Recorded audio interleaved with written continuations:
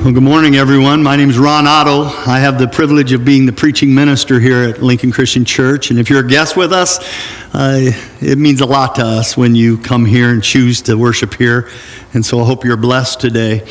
So I showed this picture a while back, but I'm going to show it again. It is an image of my granddaughter at the beach. Emma's 4 years old. She has no idea how much work she is in this world.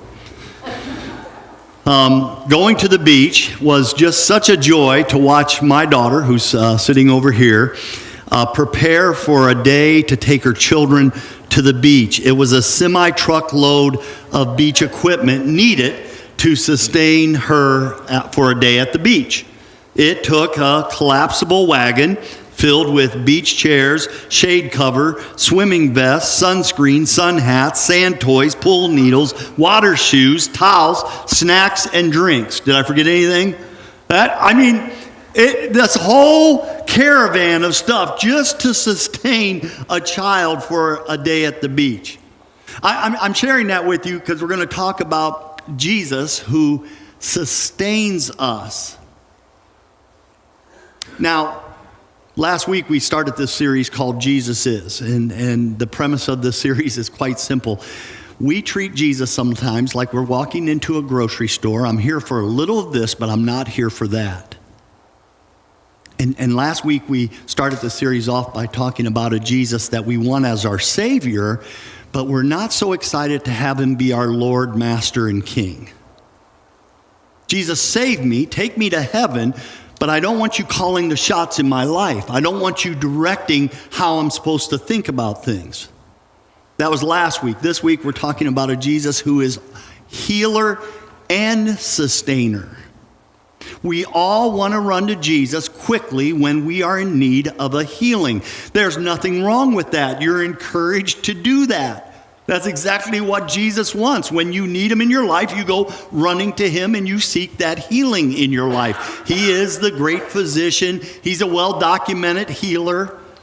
These are good things to do. And some of you recently have been forced into a life moment, a situation, a challenge where you've had to run to Jesus for healing. Good. The problem comes when after a healing takes place in our life, we treat Jesus like he's a genie in a lamp. We rub the lamp when we need him quickly, but the minute the crisis is over, we put him back in the lamp and back on the shelf. We don't have this day by day, moment by moment, breath by breath relationship with Jesus. And yes, Jesus wants to be your healer, but he also wants to be the one who sustains you. The word sustain means to strengthen, to provide for, to fight for. This one that you lean on every day. He's the one in the morning that when you wake up, you begin with, help me today. Help me. Get me through this day. And at the end of the day, he's the one you thank for that moment. There was this moment in Jesus' life where 10 men with leprosy came to him asking for healing. Jesus did it. That's what he did. You need healing? I'll do it. And he provided the healing. They all left. Only one came back for a longer moment with Jesus. 1 in 10. That statistic couldn't be correct here today, could it? That just 1 in 10 wants this relationship where he's sustaining me all day long. No, because we're independent. We're Americans. We don't want to rely on anyone for our day. So I run to Jesus in a crisis, but I just don't want to lean on him every moment. And I think we're missing out on a blessing that God has in store for us.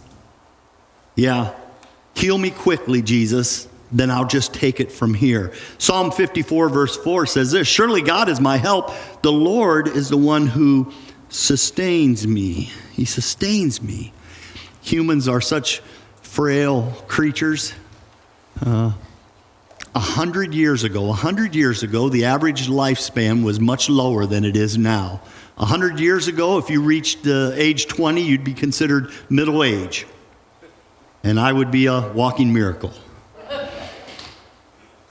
But lifespans have been extended.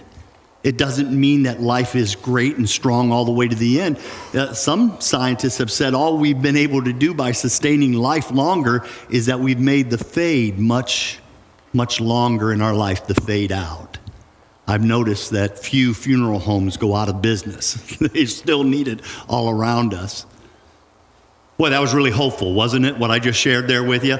You know, running on that vein, let me give you James chapter 4 real quick. What is your life? You are a mist that appears for a little while and then it vanishes. You and I were just here for a little while and then it vanishes. You know what? When God heals, it's great. Sometimes God heals miraculously. Sometimes God heals through medicine. Relying on God even in those moments when you're relying on hospitals and doctors is absolutely the right thing to do. Studies have been done.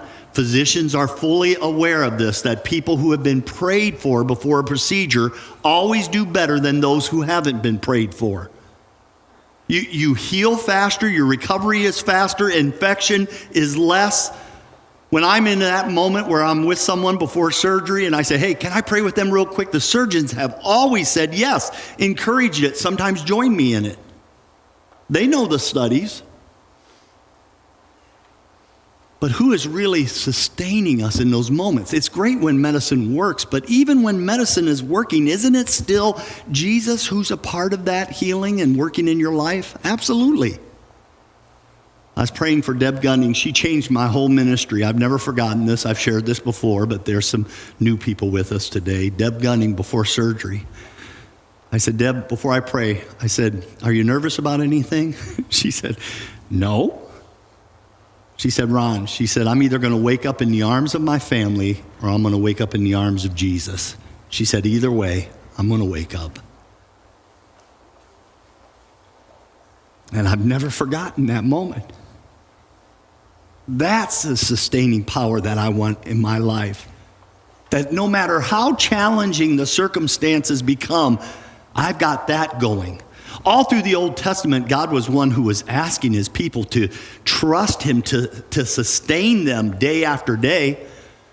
The story of the widow of Zarephath who's starving, and then the prophet blesses her, and she ends up getting a jug of oil and a jar of flour that never runs empty. Every morning she goes to the jug or the jar, and they're both exactly full. Enough that she was even able to probably share it with others around her. But she had to rely on that every day. The whole story of manna from heaven in the Old Testament is about God's people relying on him to sustain them day in and day out. They just came out of Egypt. They just were released from slavery. They're hungry. They're crying out to their God. God says, tomorrow morning, when you step outside, the whole ground will be covered with little pieces of bread. Manna. And it was all brought in by God every morning. And what God instructed them was, you go out, you collect all you want for that day, but don't collect anything for tomorrow. And some people, they heard that, but you know what? Maybe God won't show up tomorrow, so I better collect a little extra today. And they'd try that, but the next morning when they'd go to the manna, it'd all be rotted. God was teaching his people, I need you to rely on me to sustain you day in and day out. The whole manna from heaven. Jesus would tap into that a little bit too when he was teaching you and I to pray.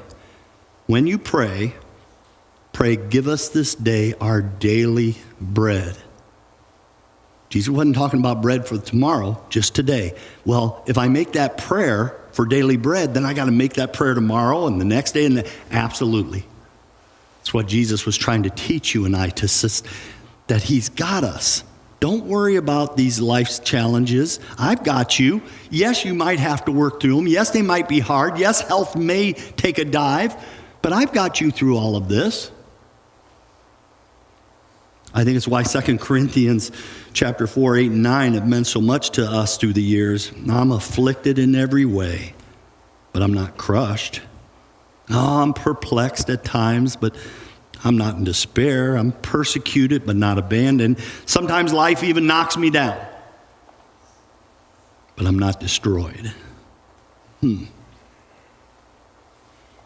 the Old Testament, they relied on Isaiah 41. So do not fear, for I am with you. Do not be dismayed, for I am your God. I will strengthen you. I will help you. I will hold you up with my righteous right hand. The whole world sometimes can just fall apart around us. We can tear down what God has been doing so quickly. But even in the midst of all of that, who holds the planets together? Who makes those things move? You know, you've heard of natural order. You've heard of the natural laws. Who holds natural laws in place? Jesus does, we're told. He holds all of that. He's sustaining all of that. And if he can hold the whole universe and keep all those planets moving the way they're supposed to, he's got you. Regardless of the chaos. This is probably why Psalm 46 was such a favorite psalm of ancient Israel. It's many of our people I've learned today. As I've shared this, I've had a lot of people come up and go, that's been my favorite psalm for years, and maybe today it becomes your favorite psalm. Psalm 46 begins like this, verse 1. God is our refuge and strength. He is an ever-present help in trouble. Help in trouble. I run to him because he's my refuge, because he's my strength. Verse 2, therefore, we will not be afraid. Oh man, even if the earth gives way and the mountains fall into the heart of the sea, though its waves roar and foam and the mountains quake with their... Do you see that there's a world completely in chaos here in this psalm? But who's in the background? God. Who brings peace in all of this? God. I don't have to be afraid when the world's in chaos. Verse 4, there is a river whose streams make glad the city of God, the holy place where the Most High dwells. God is within her. She will not fall. God will help her at the break of day. I find it curious that later on Jesus will tell you and I that we're the city on the hill. And we give forth a light to this world around us. You're the city that God dwells in. You're the city that his peace is surging through like a stream. Verse 6 then, nations are in an uproar. Boy, that's a snapshot of our news today. Kingdoms fall. He lifts his voice. The earth melts. The Lord Almighty is with us. The God of Jacob is our... Out of all the Old Testament characters he could have picked, the God of Jacob, why Jacob? Jacob was a mess. Jacob was the guy, he was no angel in this world. A lot of deception surrounded Jacob. And yet when the psalmist was writing about this, he's like, look, even someone like Jacob, God was right there for him. Someone as imperfect as Jacob. And then there's that last word there. The God of Jacob is our fortress. I love the word fortress. Can you envision a fortress today? A fortress that does not move. A fortress that is impenetrable. A fortress that is unconquerable. Let the storms roll in because I am safe and sustained inside my fortress. God is our fortress. He is our refuge. He is our strength. And it's like holding you inside a great stone fortress. Man, no wonder that psalm was so popular with ancient Israel. No wonder you and I love it so much today. There's all kinds of contrasts through Psalm 46. And those contrasts are snapshots of your life and my life this week. There's peace on one side, but there was war on the other. There's strength, but then there's weakness. There's joy. There's chaos. There's trouble, but there's help. Does that sound familiar to you? Does it sound like what your week was like? Pleasant days and then bad days, good and evil, sweet moments and moments of pain, smooth sailing, and then there was those rough seas. There was blue skies one moment, and then the dark clouds of storm rolled in, and that rhythm and flow of life. And no matter how high the highs are or how low the lows are, there is this sustaining power that runs through the middle of all of it, and it will always be Jesus. Oh, we want him to be our healer, but do I need to rely on him every day? You absolutely do, for all those ups and downs. Jesus runs through the middle of all of that. What did Jesus say about staying connected to him? John 15 is a parable about the vine. I am the vine, and you are the branches. If you remain in me and I in you, you will bear much fruit. But apart from me, you can do nothing. As long as the branch is connected to the vine, it gets all of its nutritions up through the roots, up through the vine, and into the branch, which helps it to produce the fruit. But if you separate yourself from the vine, no wonder you can do nothing, because you've separated yourself. One author, and this is a catchphrase that's really been used a lot now in ministry, he has described America as a cut flower society, a cut flower society. You can cut a flower off from its roots and you can put it in a vase, and for a few moments it still looks nice. For a few days it can even put off a nice fragrance. But we all know the fate of the cut flower.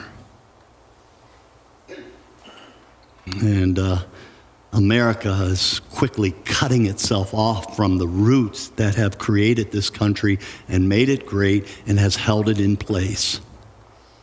We're going to be a cut flower society now, and we have no idea what the fate of that is. We're dying, and we don't even know we're dying. And so you need Jesus, who sustains you day in and day out. I'm not so sure I want my wife to hear me say this, but I don't mind doing dishes. I mean, my daughter's here. She knows. I've been doing dishes for most of your life. Would you give me that? Okay. And something I'll tell you how it happened.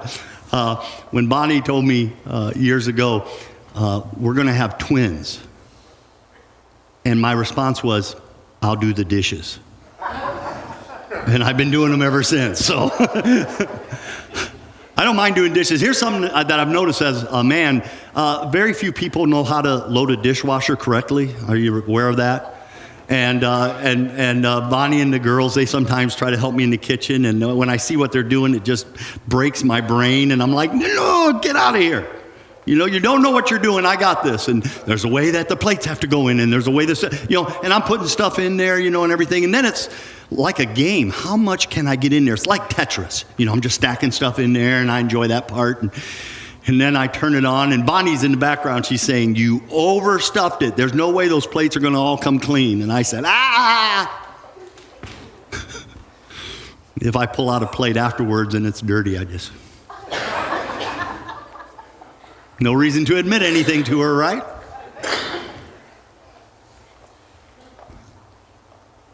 Life is filled with dirty dishes.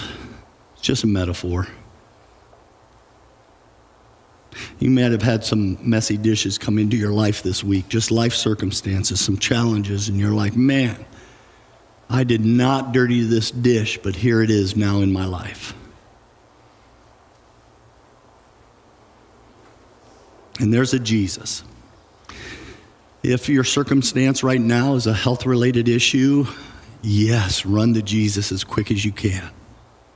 And ask him to heal you. Ask him to lead you to the right doctors, to lead you to the right medication, to the right prognosis. Ask him to do that. Invite him to be a part of that all through your health crisis. Absolutely.